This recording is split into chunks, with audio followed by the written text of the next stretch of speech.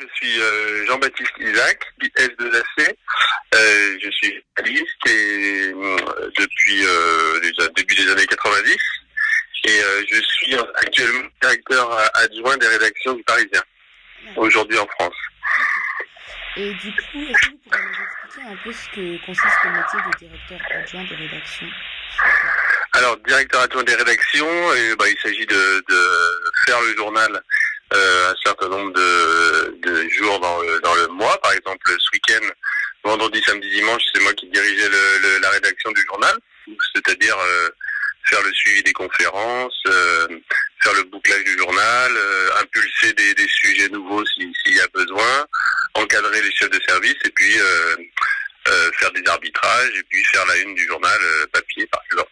Voilà. Donc ça c'est la fonction. Et puis il y a des fonctions parallèles qui peuvent être liées à des projets avec une temporalité différente de suivi de tel ou tel projet. Okay. Voilà. Mais chacun au sein de la direction a des fonctions précises. Voilà. En plus de faire le journal au quotidien. D'accord. Et est-ce que vous pouvez nous dire un peu sur les responsabilités qui vont avec votre rôle du coup dans une entreprise aussi reconnue que celle du Parisien ? Les responsabilités, c'est ça. Les responsabilités, c'est déjà de s'assurer de la fiabilité et de la qualité de l'information qui est produite par l'ensemble des journalistes. Qu'il y ait des contradictoires dans les papiers, qu'il y a tous les éléments visuels, textes, qui soient à la bonne qualité. Donc ça c'est déjà une qualité, suivi de la qualité éditoriale, si je puis dire. Et puis qu'on soit aussi le plus réactif possible, donc ça demande de suivre au plus tout ce qui se passe et de bien suivre l'actualité. Voilà, donc ça c'est des qualités plus professionnelles entre guillemets, et puis après il y a des qualités plus humaines de relationnel et de management avec les équipes et avec l'ensemble des chefs de service et des journalistes qui contribuent à faire ça, à produire ces informations. Bien sûr, vous avez plusieurs rôles. Voilà. Ouais, c'est ça. Et après, on a lu un peu la diversité de votre parcours dans le milieu du journalisme. Et est-ce que vous pourriez peut-être nous faire part des différences entre les postes que vous avez occupés ?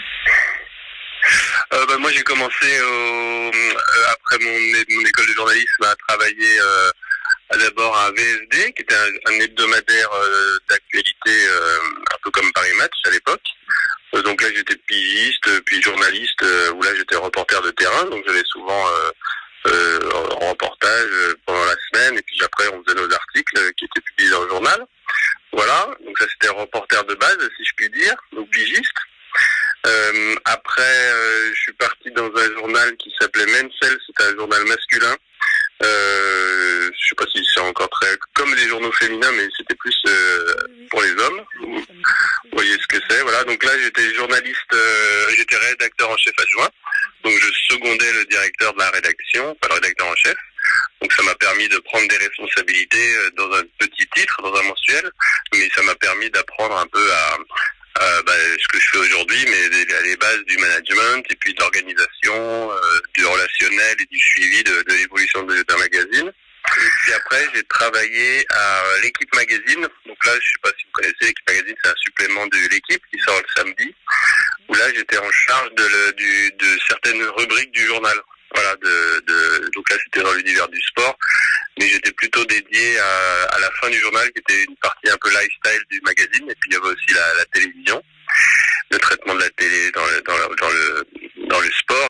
Et puis enfin, après, je suis parti, c'est un peu le grand écart, au Figaro, où là j'étais en charge du lancement des pages Paris du Figaro, parce que donc, je les ai dirigés pendant 2 ans, c'était 2 pages à l'intérieur du journal, je les ai dirigés pendant 2 ans, et au bout de 3 mois, on m'a proposé de prendre la rédaction en chef du service société du Figaro, donc la société au Figaro, c'est ce qui regroupe la justice, la religion, l'éducation, les informations générales, etc. Donc là, c'était le grand saut parce que j'avais jamais travaillé dans un quotidien. Donc il a fallu apprendre la rigueur du quotidien, les délais de bouclage, la créativité. Voilà, ce qu'on dit pour les journalistes du quotidien, on dit qu'il faut avoir des idées, mais il faut savoir aussi courir le marathon, parce que c'est tous les jours qu'il faut avoir des idées, et tous les jours qu'il faut faire arriver le bateau à son port. Donc ça demande beaucoup d'autres qualités, qui sont celles de l'exécution rapide et des décisions rapides. Par exemple, quand vous avez à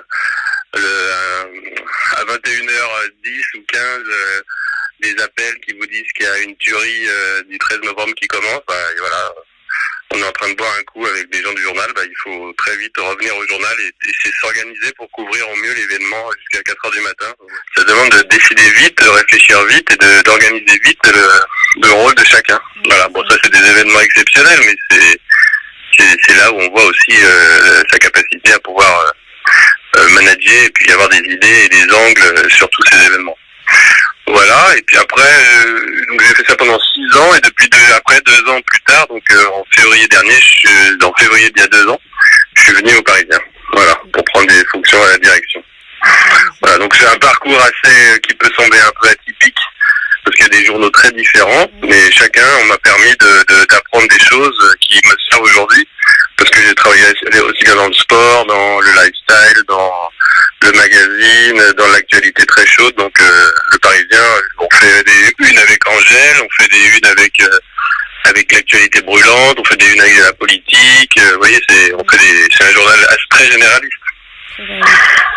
Voilà. C'est hyper intéressant de voir tout votre parcours, surtout que vous avez touché vachement à tout, donc c'est ça qui fait vous pouvez nommer plusieurs aspects de tout le journalisme, c'est hyper intéressant.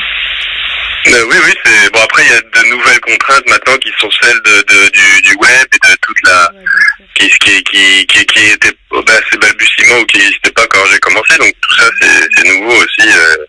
Voilà, les podcasts, ça n'existait pas il y a 10 ans, où il y a beaucoup de choses qui n'existaient pas, ou les push, etc. Ou créer des newsletters pour attirer des abonnés numériques. Voilà, il y a beaucoup de choses qui évoluent et qui se transforment.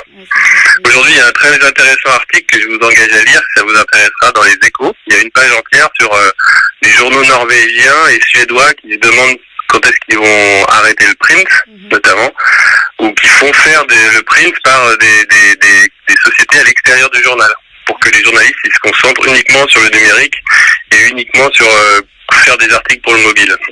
Vous, ça vous semble normal dans votre pratique quotidienne, mais pour beaucoup de journalistes dans les rédactions papier aujourd'hui, le print c'est ce qui compte le plus, et pas le mobile, mais voilà. Donc ça c'est très intéressant à lire aujourd'hui. C'est vrai que c'est très numérisé maintenant, mais justement par rapport à ça, on avait une question on avait vu que vous avez été du coup à l'origine de la création de l'application Figaro grand format sur iPad. Oui. Et du coup, vous nous avez déjà un peu parlé de l'importance du digital dans le milieu du journalisme, mais est-ce que vous pouvez nous expliquer en quoi consistait l'application en fait exactement? Ouais, alors ça c'est un peu anachronique si je puis dire. En fait, quand j'étais à l'équipe, c'était le début de la création de l'iPad. Vous savez, l'iPad ça a été créé, je crois, dans les années 2000 après le smartphone là. Et à un moment donné, on s'est dit que l'iPad ça pourrait être que en fait des journaux se liraient que sur iPad et qu'on aurait une vision délinéarisée complète et que les journaux se liraient sur iPad. Et il y a même un journal canadien qui s'appelle La Presse qui lui a décidé d'abandonner son édition papier et de faire des éditions iPad gratuites. Après ils se sont aperçus que c'était pas un modèle économique qui fonctionnait bien, mais en tout cas à l'équipe à l'époque on faisait des enrichissements de la version numérique qu'on trouvait sur l'iPad. On mettait des enrichissements des articles vidéo, etc. Donc c'était balbutiement, ça n'a pas perduré. Hein. Et après, donc quand je suis arrivé au Figaro, on avait la technologie qui nous rendait possible de créer des magazines sur iPad. Donc c'est pas un marché qui a beaucoup prospéré parce que les ventes d'iPad ont eu tendance un petit peu à baisser et à pas exploser. Et puis c'est pas un mode de... Maintenant les gens ils consomment l'information sur leur mobile et pas vraiment sur l'iPad. Sur l'iPad c'est plutôt pour regarder des séries ou des vidéos. Et encore maintenant ça se fait de plus en plus sur le mobile. Mais donc l'idée ça a été de créer créé des grands formats. On en a fait un sur le 13 novembre, on en a fait un sur la Coupe du Monde de rugby, où on essayait de créer un langage d'écriture propre à l'iPad, c'est-à-dire un peu spectaculaire, voilà, avec des façons de lire les récits un peu différents, avec de la vidéo, de l'infographie animée, etc. Donc on en a fait un sur le 13 novembre, on en a fait un sur l'histoire de Daesh, sur Versailles, sur Verdun, etc. Voilà. Après les téléchargements étaient relativement faibles, hein, mais nous c'était plus le côté exploratoire et laboratoire qui était intéressant. Voilà. Bon, ça a pas eu de grand succès, mais à faire c'était très sympa. Voilà. D'accord. Et du coup, vous nous avez dit que vous aviez fait une école de journalisme. Déjà, où est-ce que vous avez fait ces études? Et du coup, vous saviez déjà que c'était votre vocation. Enfin, dès le début de vos études, c'est ce qui vous intéressait, le journalisme. Moi, en fait, il y en a beaucoup qui disent, peut-être parmi vous, qui disent à 15 ans, je voulais faire ça, ou j'avais 12 ans, je faisais le journal de l'école, etc. Moi, c'est pas du tout mon cas. J'ai toujours lu beaucoup la presse. Mes parents lisaient la presse on se battait pour lire le journal, mais jamais je m'étais dit et peut écouter la radio, mais jamais je m'étais dit que je serais journaliste. C'est à 20 ans que ça m'est apparu comme une vision. C'est à 20 ans que je me suis dit, j'ai envie de faire ça. Parce que j'aimais l'actualité, et puis je me suis dit bon si j'osais m'intéresser à ça, parce que c'est vrai que parfois c'est un métier qui paraît lointain et on se dit qu'on n'y arrivera jamais, qu'il n'y a pas de boulot, etc. Puis en fait, voilà, il y a toujours des opportunités. Et donc j'étais en fac de droit où ça fonctionnait pas tellement, ça m'intéressait pas du tout. Donc j'ai eu l'opportunité d'aller dans une école de journalisme qui s'appelle l'ESJ Paris, qui avait un concours mais bien moins difficile que les concours des écoles prestigieuses. Et donc j'ai passé le concours et puis j'ai pu accéder à cette école, voilà. Mais donc ça à 20 ans, c'est comme ça que je suis rentré dans le journalisme. Et après, c'est la force des stages que j'ai fait à VSD, au Progrès, à Lyon-Figaro à l'époque, qui existait. Enfin, j'ai fait beaucoup de stages et c'est à la faveur des stages que ça m'a permis petit à petit, avec des opportunités, de pouvoir. À François aussi, c'était un grand journal qui a disparu dans les années 90, j'avais fait un stage là-bas.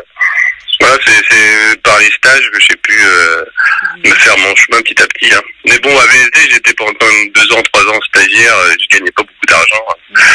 Pigiste, c'était pas évident au début, c'est pas toujours évident. Hein.